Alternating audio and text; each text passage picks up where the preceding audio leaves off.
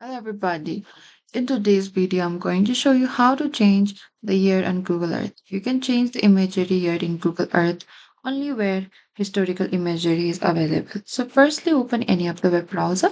And in the top, there's this address bar. Type down Google Earth and enter it. And you need to select this Google Earth in the top here.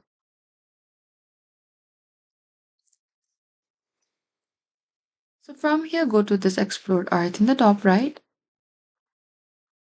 And over here, what you need to do is click under View and click onto the Show Historical Imagery.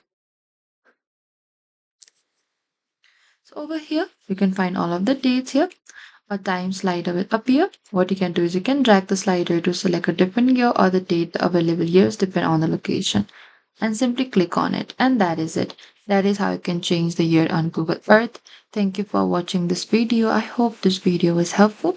If you have any queries or confusion, please comment down below and we will reach out to you very soon.